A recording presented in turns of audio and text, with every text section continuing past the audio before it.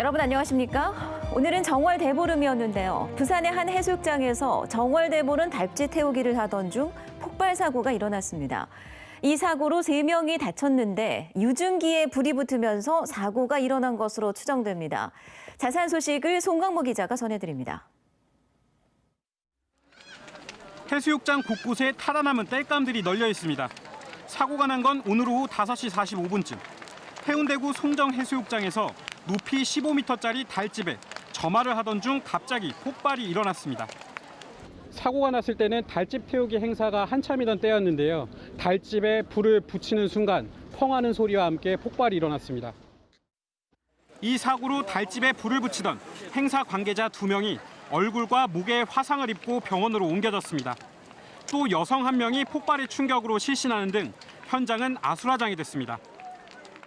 뒤로 넘어지면서 불이 그게 이제 그 덩어리가 하니까 한 사람은 옷에 그 덩어리가 와가지고 패딩이고 다 타고 막 그래. 주최 측은 달집에서 나온 유증기에 불이 붙으면서 사고가 났다고 밝혔습니다. 비가 오다 보니까 잘못하라고 그걸 좋겠는데 뭐. 만약의 사고에 대비해 소방대원들이 행사장 주변에 있었지만 정작 사고 당시에는 수십 미터 떨어진 곳에 대기하는 수준이어서 사실상 안전사고의 속수무책이었습니다. MBC 뉴스 송광모입니다. 부산의 한 의과대학 교수가 자신의 아들을 의대에 보내기 위해 편입시험 문제를 빼돌렸습니다. 대를 이어 의사가 되길 원했던 이 교수는 해임된 것은 물론 정식 재판에 넘겨졌습니다. 류재민 기자입니다.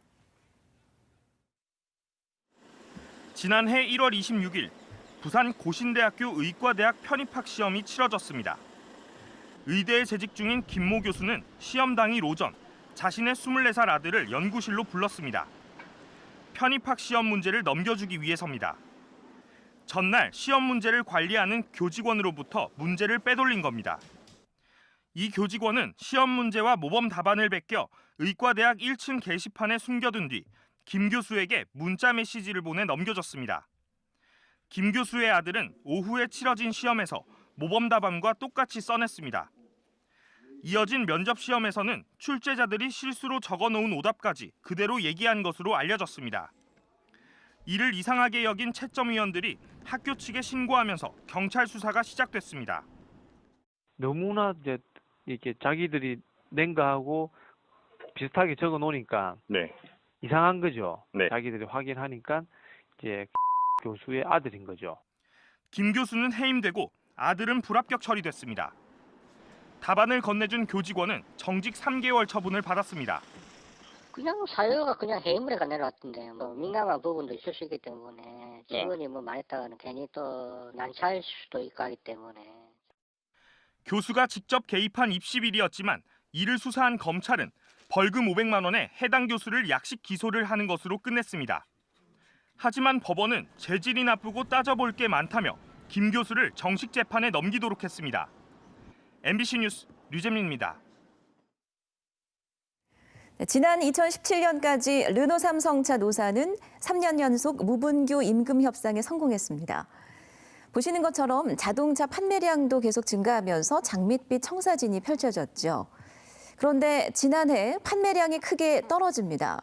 지난 10월부터 지금까지 노조도 모두 34차례 128시간 부분 파업을 벌이면서 노사 관계까지 최악으로 치닫고 있습니다.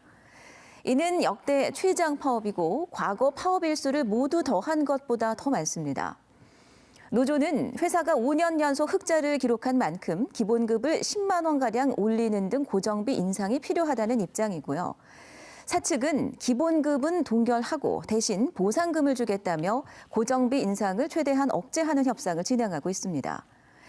이에 그룹 부회장이 후속 물량 배정이 어려울 수도 있다며 초강수를 두는 등 노사 대립이 지금 장기화 국면으로 치닫고 있습니다. 그동안 노사 협력의 모범생으로 불렸던 르노 삼성차 노사 간 신뢰가 뿌리부터 흔들리기 시작한 건데요. 자세한 소식을 민성빈 기자가 전해드립니다. 국내 완성차 5개 업체 가운데 유일하게 2018년 임금 단체 협약 협상 타결을 하지 못한 르노 삼성자동차. 지난해 6월부터 15차례 협상을 벌였지만 입장차만 확인했고 역대 최장 부분 파업이 이어지고 있습니다. 노조 요구하는 기본급과 자기개발비, 2교대 수당 등 고정비 인상에 초점이 맞춰져 있습니다. 많은 것을 양보를 해왔고 그동안에 이제 그 회사가 했던 것에 대해서 보상 차원이 없다라는 입지입니다. 그래서 너무 심한 노동 강도와 타사와 비교했을 때 상당히 어려운 그런 노동 강도로 지금 일하고 있는 실정입니다. 저희가. 사측은 고정비 인상을 최대한 억제하고 일시적 보상액을 높이는 협상안을 고수하고 있습니다.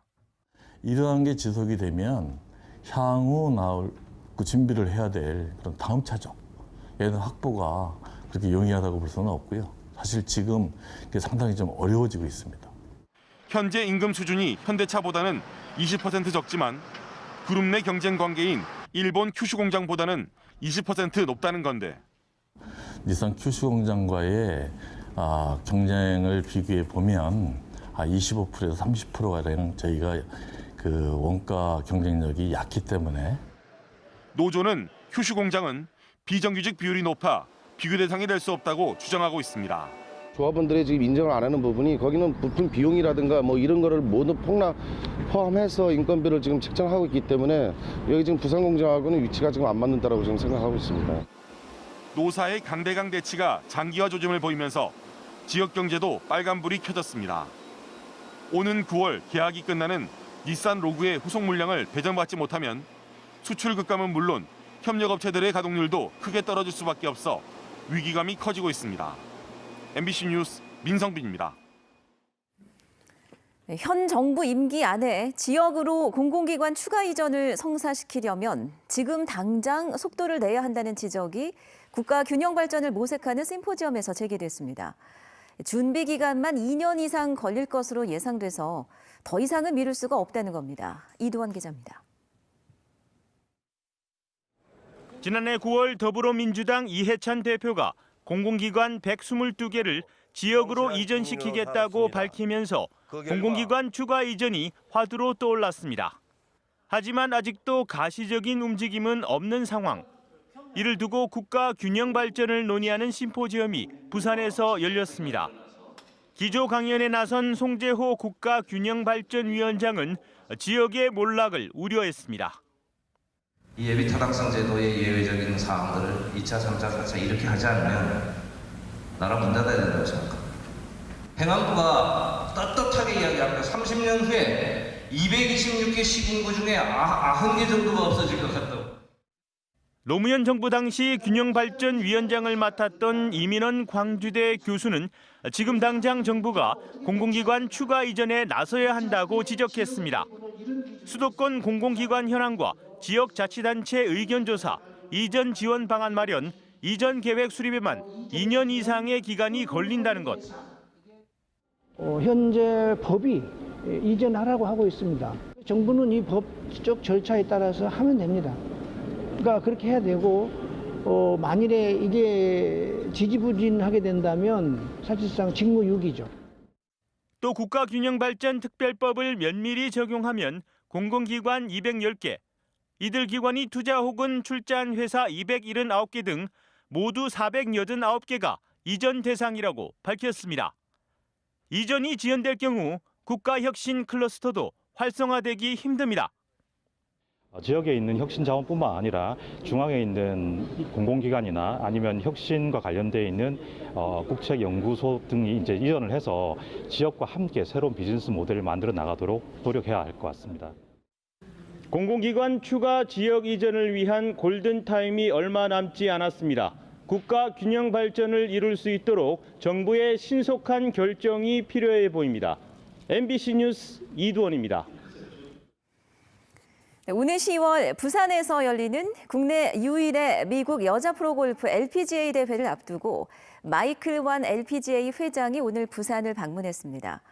이번 대회는 전 세계 170개국에 생중계되는데요.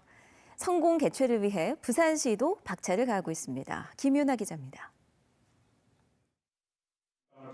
지난해 3월 부산시는 미국 여자 프로골프 LPGA 대회 유치에 성공했습니다. 오는 10월부터 3년 동안 열리는 국내 유일의 LPGA 대회로 전 세계 170개국에 생중계됩니다. 박인비와 박성현 등 LPGA를 호령하는 우리나라 선수들을 포함해 72명의 상위 랭커들이 총 상금 200만 달러, 우리 돈 22억 원을 걸고 경쟁을 펼칩니다. And I'm excited to show off Busan, from the experience on the beach to the experience on the golf course to the nightlife to the people. 부산시도 성공 개최를 위한 준비에 박차를 가하고 있습니다. 대회가 열릴 부산 아시아드 CC 코스를 LPGA 규격에 맞게 세 단장합니다. 다음 달 3일부터 5월 10일까지 휴장하고 공사를 진행할 계획입니다. 7월부터는 아시아드 CC가 아닌 LPGA 인터내셔널 부산으로 이름을 바꿉니다. 미국 본토를 제외한 첫 LPGA 공식 골프장이 되는 겁니다. 이렇게 아주 훌륭한 부산을 홍보할 수 있는 장이 어디에 있겠습니까? 우리 거기에 잘 부응할 수 있는 만반의 준비를 갖추어 나가겠습니다. LPGA는 공식 투어 대회 이후 유소년 육성 프로그램 등 다양한 사업들과 연계하겠다는 계획이어서 경제적인 파급 효과뿐만 아니라 골프 도시 부산의 국내외 인지도는 기대 이상으로 높아질 전망입니다. MBC 뉴스 김민아입니다. 한국 전쟁에 참전한 영국 UN 참전용사 고 윌리엄 스피크먼시가 남구 UN 기념공원에 안장됐습니다. 스코틀랜드 수비대 1연대 소속으로 참전한 스피크먼시는 1951년 11월 4일 새벽 아군이 열세웠던 임진강 마량산 전투에서 병사 6명을 이끌고 4시간 넘게 수류탄 등을 던지며 적의 공격을 막아냈습니다.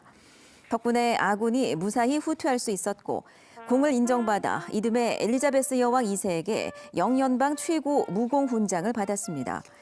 국가보훈처는 자신이 싸워 지켜낸 한국 땅에 묻히고 싶다는 고인의 뜻을 받들어 UN 공원에 안장했다고 밝혔습니다.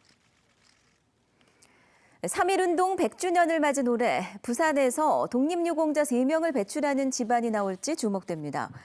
부산보훈청은 독립운동가 박차정 의사의 둘째 오빠 박문호 선생의 독립유공자 신청이 최근 접수돼 공적 조서를 심사 중이라고 밝혔습니다. 동네 출신의 박차정 의사는 1995년 3남매 중 가장 먼저 독립유공자가 됐고 맞이인 박문희 선생도 지난해 11월 독립유공자로 인정돼 이번에 박문호 선생까지 서훈을 받게 되면 한 집안에 3명의 독립유공자가 나오게 됩니다. 부산 출신으로 한 가문에 다수의 독립유공자가 나온 사례는 한흥교, 한형석 부자가 있습니다. 만취 상태로 차를 몰다 윤창호 씨를 친 가해 운전자에 대한 1심 선고가 내려진 가운데 검찰과 변호인 양측 모두 판결에 불복해 항소했습니다. 부산지검 동부지청은 지난 13일 가해 차량 운전자 26살 박모 씨에게 내려진 징역 6년의 실형은 음주운전을 근절해야 한다는 사회적 합의와 죄질 등에 비춰 낮게 선고됐다며 양형 부당을 이유로 어제 법원에 항소장을 제출했다고 밝혔습니다. 박 씨의 변호인 역시 윤창호법 시행 전에 벌어진 사건으로 기존 판례에 비춰 형이 너무 높다고 판단해 항소장을 제출했다고 밝혔습니다. 부산경찰청의 한 간부경찰관이 부하 직원을 상대로 갑질을 한 의혹이 불거져 문책성 인사조치를 받았습니다. 지난 2017년 A경정은 직원에게 1,400만 원을 맡기고 일과 시간에 주식 거래를 하도록 지시하거나 대학원 과제를 대신 작성하도록 하는 등 부적절한 요구를 해온 사실이 감찰 조사 결과 드러났습니다. 부산경찰청은 조사 결과를 바탕으로 A경정을 지방청에서 일선 경찰서로 인사냈으며 본청에 징계를 건의할 예정입니다. 오늘 낮 12시 45분쯤 사하구 구평동의 한 유통회사에서 높이 5m, 길이 10m가량의 축대가 무너졌습니다.